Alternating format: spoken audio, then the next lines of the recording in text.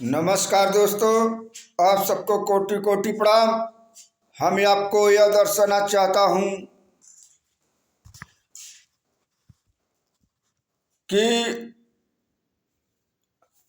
1756 ईस्वी में अली वर्दी खां की मृत्यु होने पर उसका पौत्र सिराजुद्दौला बंगाल का नवाब बना। सत्ता संभालते ही उसे घरेलू और बाहरी शत्रुओं का सामना करना पड़ा। नवाब के इन विरोधियों को बंगाल के कुछ धनी सेठों का भी समर्थन प्राप्त था। अवसर पाकर ब्रिटिश ईस्ट इंडिया कंपनी ने नवाब के विरोधियों की साजिशों में भाग लेना आरंभ कर दिया। इस समय यूरोपीय कंपनियां शाही फरमान द्वारा दी गई व्यापारिक सुविधाओं का दुरुपयोग कर रही थी। साथ ही कोलकाता कलकत्ता स्थित अपनी बस्तियों की किलेबंदी भी करने लगी थी।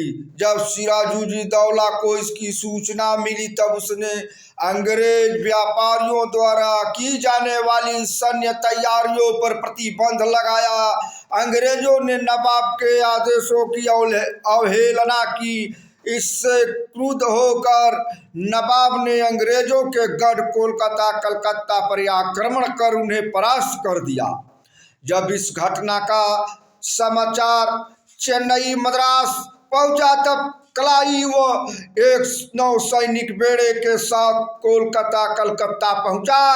कोलकाता कलकत्ता पर अंग्रेजों का पुनः अधिकार हो गया। नवाब तथा अंग्रेजों के बीच अली नगर की संधि 9 फरवरी 1757 ईस्वी हो गई। इस संधि के अनुसार कंपनी को बंगाल, बिहार तथा उड़ीसा में बिना चुंगी दिए व्यापार करने का अधिकार प्राप्त हो गया। किंतु क्लाइव इतने से संतुष्ट नहीं था। वो तो बंगाल में अंग्रेजी साम्राज्य स्थापित करना चाहता था। अतः क्लाइव ने नवाब के विरोधियों से साठगांठ शुरू कर दी। नवाब का सेनापति मीर जाफर स्वयं बंगाल का नवाब बना। सहायता था वह विश्वासघात करके अंग्रेजों से जा मिला। अंग्रेजों ने मीर जाफर को बंगाल का नवाब बनाने और मीर जाफर ने अंग्रेजों को हर प्रकार की सुविधा देने का वचन दिया। इस षड्यंत्र में राय दुर्लभ, जगत सेठ और अमिंद चंद नामक व्यापारी भी व्यापारिक लाभ के लिए शामिल थे। इस षड्यंत्र में योजना पक्की होते ही क्लाइव ने सिराजुद्दौला को एक कूटनीतिक पत्र लिखकर उस पर संधि की शर्तों को भंग करने का आरोप लगाया। इस संधि के उल्लंघन हेतु उसे दंडित करने के लिए वह एक बड़ी सेना लेकर बंगाल की राजधानी मुर्शिदाबाद की ओर चल पड़ा। पलासी का युद्ध 1757 ईस्वी जब नवाब को इसकी सूचना मिली तब उसने प्रतिरोध करने हेतु अपनी सेना के साथ क्लाइव के विरुद्ध कूच कर दिया। 1757 ईस्वी में पलासी के मैदान में सिराजुद्दौला तथा क्लाइव की सेना आमने सामने हुई। नवाब ने अपने सेनापति मीर जाफर को अंग्रेजों पर आक्रमण की पहल करने को कहा, किंतु मीर जाफर निष्क्रिय खड़ा रहा। इससे सिराजुद्दौला को उसके विश्वासघात का आभास हो गया और वह षड्यंत्र से बचने के लिए लड़ाई का मैदान छोड़ भाग गया। नवाब के भाग जाने से उसकी सेना में भगदड़ मच गई। अंततः नवाब को बंदी बना लिया गया और मीर जाफर के पुत्र ने उसकी हत्या कर दी। मीर जाफर को अंग्रेजों ने धोखा देने के पुरस्कार में बंगाल का नवाब बना दिया और मीर जाफर ने अंग्रेजों को बहुत सा धन व जागीर दी। मीर जाफर महत्वाकांक्षी तो था किंतु वह स्वतंत्रता पूर्वक शासन नहीं कर सका। उसने अनुभव किया कि अंग्रेज उसे मात्र एक कठपुतली की तरह नामधारी शासक के रूप में रखना चाहते थे। अंग्रेजों ने उसे अपनी सुनिश्चित आय का साधन बना लिया और उसने धन वसूलने लगे। कंपनी के एजेंटों तथा दलालों ने भ्रष्टाचार से आर्थिक लूट की कार्यवाही शुरू कर दी थी। फलतः नवाब का खजाना खाली हो गया और वह आर्थिक संकट में पड़ गया। अनंतः वह अंग्रेजों की बढ़ती मांग पूरा करने में असमर्थ हो गया। उनके आर्थिक शोषण वह उत्पीड़न के फलस्वरूप किसानों तथा दस्तकारों में असंतोष व्याप्त हो गया। इस राजनीतिक और आर्थिक अव्यवस्था से उब कर वह अंग्रेजों से छुटकारा पाने का उपाय सोचने लगा। इसी बीच 1760 ईस्वी में अंग्रेजों ने उसे गद्दी से उतारकर उसके दामाद मीर कासिम को बंगाल का नवाब बना दिया। अंग्रेजी सेना का खर्च चलाने हेतु उसको बर्धमान, मिदानपुर, चटगांव के जिले अंग्रेजों को देने पड़े। मीर कासिम एक योग्य शासक था। वह बंगाल की दशा को सुधारना चाहता था। उसने विद्रोही अमीरों का दमन किया और अपनी सेना में आवश्यक सुधार किए। मुंगेर में तोड़दार बंदूकों और तोपों को बनाने का कारखाना स्थापित कराया। सैन्य क्षमता बढ़ाने के लिए उसने सैनिक परीक्षण हेतु यूरोपीय अधिकारी नियुक्त किए। उसने समरू नामक एक जर्मन को अपना सेनापति नियुक्त किया। उसने अंग्रेजों के व्यापार पर भी प्रतिबंध लगाने का साहस किया। अनंतर अंग्रेजों ने अप्रसन्न होकर उसे हटा देने का निश्चय किया। मीर कासिम अंग्रेजों की नीयत से परिचित था। वह उसने सावधान रहता था, अतः उसने अपनी राजधानी भी मुर्शिदाबाद से मुंगेर आधुनिक बिहार में स्थानांतरित कर दी और उसकी किलेबंदी आरंभ कर दी। उधर अंग्रेजों ने प्रतिशोधात्मक कार्रवाई करते हुए अपने सैन्य बल के द्वारा मीर कासिम के विरुद्ध कदम उठाया तथा उसने गद्दी से हटाकर मीर जाफर को पुनः बंगाल का नवाब बनाने का निश्चय किया। मीर कासिम इस अपमानजनक व्यवहार से आग बबूला हो गया। उसने अपनी सेना संगठित कर अंग्रेजों से लड़ाइयाँ लड़ी, किंतु वह पराजित हुआ। वह भागकर अवध के में शरण लेने को विवश हुआ। अवध के नवाब सुजाऊ दौला तथा मुगल बादशाह शाह आलम के साथ उसने अंग्रेजों के विरुद्ध एक गठबंधन कर लिया। बक्सर का युद्ध 1764 ईस्वी उपर्युक्त तीनों की संयुक्त सेनाओं का अंग्रेजों की सेना के साथ 1764 ईस्वी में बक्सर के मैदान में भीषण संग्राम हुआ, परंतु सफलता अंग्रेजों को ही मिली। मीर कासिम युद्ध भूमि से भागने को विवश हुआ। अंग्रेजों ने एक बार फिर मीर कासिम मीर जाफर को बंगाल का नवाब बना दिया। बक्सर के युद्ध का भारतीय इतिहास में बहुत महत्वपूर्ण है। अंग्रेजों की इस विजय से न केवल मीर कासिम की शक्ति छिन्न भिन्न हो गई, बल्कि अवध भी अंग्रेजों के सैन्य और राजनीतिक प्रभुत्व में आ गया। जहां प्लासी की जाती जीत ने अंग्रेजों की आर्थिक स्थिति मजबूत की, वहीं बक्सर की जीत ने अंग्रेजों के पैर भारत में और मजबूत कर दिए। बक्सर के युद्ध के बाद क्लाइव ब्रिटिश गवर्नर बनकर भारत आया।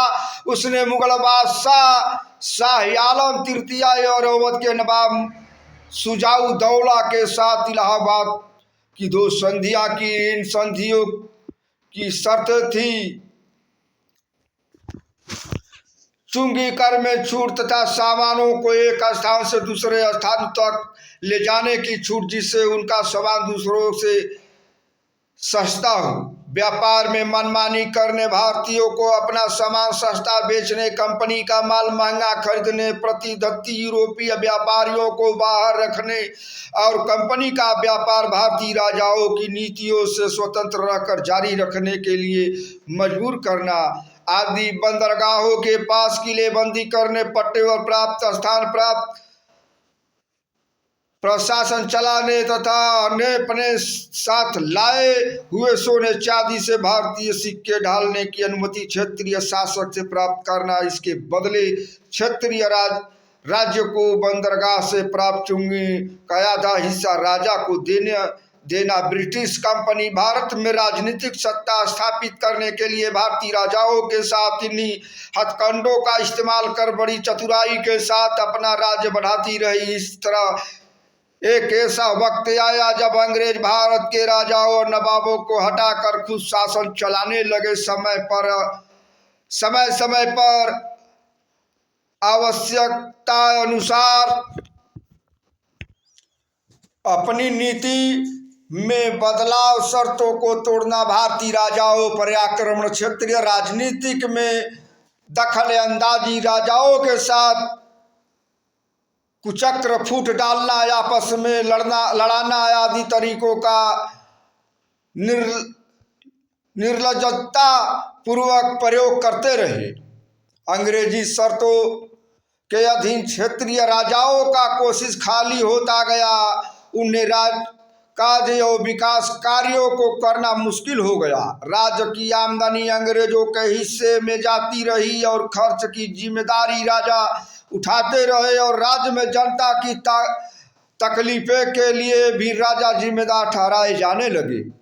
इस स्थिति का कोई भी राजा विरोध नहीं कर सका क्योंकि उनमें अंग्रेजों के विरोध की शक्ति नहीं थी और न ही आपस में एकता थी। इस स्थिति का फायदा उठाते हुए अंग्रेज एक एक कर समस्त क्षेत्रीय शक्तियों को कमजोर कर कठपुतली की तरह नचाते और अपने अधीन करते रहे। अंत में प्रमुख रूप से अवध, बंगाल तथा दिल्ली के शासकों पर अपना अधिकार जमाया।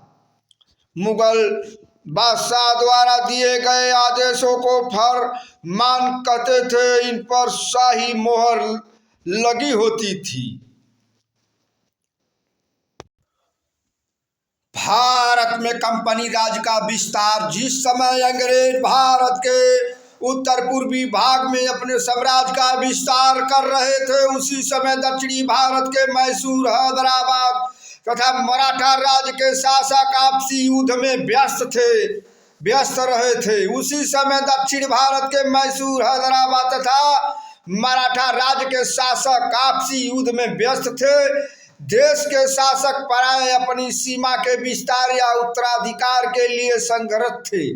जो राजा या शासक अपने को कमजोर समझते हुए अंग्रेजों की शरण में चले जाते, जो शासक अंग्रेजों से मदद मांगने के लिए जाते, उन्हें अंग्रेज सैनिक मदद देते। अंग्रेज बदले में उस व्यक्ति से जीते हुए राज्य का कुछ भाग वह अन्य रियासतें ले लेते। भारतीय शासक अंग्रेजों के हाथ की कठपुतली बनकर रह गई। अंग्रेज लगभग 90 वर्षों में 1764 ईस्वी से लेकर 1856 ईस्वी भारत के अधिकांश हिस्सों पर राज करने लगे। अंग्रेजों ने विभिन्न नीतियों के अंतर्गत जैसे बेलजली की सहायता संधि नीति, डलहौजी की विलय नीति, कुशासन का आरोप लगाकर राज्य हड़पना, युद्ध में पराजित करके शासकों से लाखों रुपए वार्षिक लेना और फूट डालना और राजा करो जैसी कूटनीतियों के जरिए भारत के राज्यों को कंपनी राज में मिलाया। मैसूर विजयनगर साम्राज्य के पतन के पश्चात से ही मैसूर राज्य ने अपनी स्वाधीनता को बनाए रखा था। 18वीं शताब्दी के प्रारंभ में हैदर अली ने मैसूर की सेना में एक साधारण अधिकारी के रूप में कार्य प्रारंभ किया। शीघ्र ही वह अपनी कुशग्र बुद्धि द्वारा सेना में उच्च पद तक पहुंच गया। 1761 ईस्वी में उसने मैसूर राज्य पर अपना अधिकार कर लिया। उसने बिदनूर, सुदा, सेदा, कन्नड़ और मालाबार के इलाकों को जीत लिया। मालाबार की जीत से हैदर अली की सत्ता का समुद्र तट तक विस्तार हो गया। इससे अंग्रेजों का अंशकित होना संभाविक था। दोनों के मध्य संघर्ष असंभवी था। अतः 1767 और 1799 ईस्वी के मध्य मैसूर एवं अंग्रेजों में 4 युद्ध हुए। हैदर अली को आगे बढ़ने से रोकने के लिए अंग्रेजों ने हैदर अली के विरुद्ध निजाम, मराठों और कर्नाटक के नवाब का एक सम्मिलित मोर्चा बनाया, किंतु हैदर अली विचलित नहीं हुआ। उसने मराठों को धन देकर तथा निजाम को प्रदेश का प्रलोभन देकर अपनी ओर मिला लिया। इसके पश्चात उसने कर्नाटक पर आक्रमण कर दिया। 1.5 वर्ष तक युद्ध होता रहा। हैदर अली ने मद्रास चेन्नई को घेर लिया। 4 अप्रैल 1769 ईस्वी को हैदर अली तथा अंग्रेजों के मध्य संधि हो गई। इस संधि के द्वारा जीते हुए प्रदेशों को एक दूसरे को लौटा दिए गए तथा विपत्ति में एक दूसरे की सहायता करने का वचन भी दिया गया। 1771 ईस्वी में मराठों ने हैदर अली पर आक्रमण कर दिया, परंतु 1769 ईस्वी में हैदर अली एवं अंग्रेजों के मध्य संधि हुई। संधि के अनुसार अंग्रेजों ने हैदर अली की सहायता नहीं की। इससे हैदर अली ने निजाम तथा मराठों से मिलकर अंग्रेजों के विरुद्ध एक संयुक्त मोर्चा बनाया।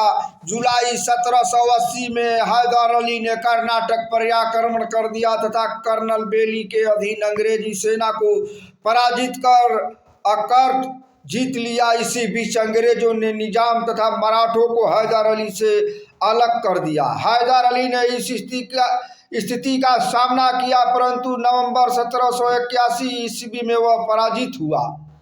1782 ईस्वी में हैदर अली ने अंग्रेजों को बुरी तरह से हराया। 6 दिसंबर 1782 ईस्वी को हैदर अली की मृत्यु हो गई। हैदर अली की मृत्यु के पश्चात उसके पुत्र टीपू सुल्तान ने राज्य का उत्तरदायित्व संभाला। टीपू ने 1 वर्ष तक युद्ध जारी रखा। अंत में दोनों पक्षों में मार्च 1784 ईस्वी में मंगलौर की संधि हुई और दोनों ने एक दूसरे के जीते हुए प्रांत लौटा दिए। तृतीय अंगल मैसूर युद्ध 1790 और 1792 ईस्वी अंग्रेजों का मैसूर के विरुद्ध तीसरा टकराव 1790 ईस्वी में हुआ। टीपू कोचीन रियासत को अपने अधीन मानता था। त्रावणकोर के महाराजा ने डचों से कोचीन रियासत में स्थित जयकोटे तथा क्रगानूर मोल लेने का प्रयत्न किया था, जिसके कारण टीपू ने आक्रमण कर दिया। अंग्रेजों ने त्रावणकोर के राजा के पक्ष में टीपू पर आक्रमण किया। अंग्रेजी सेना बेल्लौर तथा अंबूर से होती हुई बंगलौर तक पहुंच गई, जिसे उसने मार्च 1791 ईस्वी में जीत लिया। अंग्रेजी सेना श्रीरंगपट्टनम तक पहुंच गई। अंग्रेजों ने कोयम्बटूर भी जीत लिया, परंतु शीघ्र ही वे पुनः उसे हाथ से खो बैठे। मराठा तथा निजाम की सहायता से उन्होंने पुनः श्रीरंगपट्टनम की ओर चढ़ाई की। टीपू ने इसका कड़ा विरोध किया। जब टीपू ने देखा कि युद्ध जारी रखना असंभव है, तो उसने 1792 ईस्वी में श्रीरंगपट्टनम की संधि कर ली। इस संधि के अनुसार उसे अपने राज्य का आधा भाग अंग्रेजों तथा उनके साथियों को देना पड़ा। इसके अंतर्गत अंग्रेजों को बरमहाल, टिंडीगुल तथा मालाबार मिला। टीपू को 3 करोड़ रुपए युद्ध क्षति के रूप में भी देना पड़ा। युद्ध के कारण इस दौरान में टीपू की बहुत क्षति हुई। वह अपने राज्य को पूर्णतः समाप्त होने से बहुत कठिनाइयों से ही बचा पाया। 1798 ईस्वी में भारत में लॉर्ड वेल्लेस्ली आया, जो एक साम्राज्यवादी गवर्नर जनरल था। लॉर्ड वेल्लेस्ली ने देश की राजाओं को अपने अधीन करने की योजना बनाई। उनकी इस योजना सहायक संधि कही जाती है। वेल्लेस्ली ने यह निश्चय किया कि या तो टीपू का अस्तित्व पूर्णतया समाप्त कर दिया जाए अथवा उसे अपने अधीन बना लिया जाए। इसके लिए उसने टीपू सुल्तान पर यह दोष लगाया कि वह निजाम तथा मराठों के साथ मिलकर अंग्रेजों के विरुद्ध षड्यंत्र रच रहा है और भिन्न देशों से मिलकर अंग्रेजों के विरुद्ध व्यवहार कर रहा है। यह सभी आरोप उससे उद्देश्य पूर्ति के लिए पर्याप्त थे। अप्रैल 1799 ईस्वी में उसने टीपू के विरुद्ध अभियान आरंभ कर दिया। मई 1799 ईस्वी को अंग्रेजों ने श्रीरंगपट्टनम का दुर्ग जीत लिया। टीपू बहादुरी के साथ लड़ता हुआ वीरगति को प्राप्त हुआ। मैसूर पर अंग्रेजों का आधिपत्य स्थापित हो गया।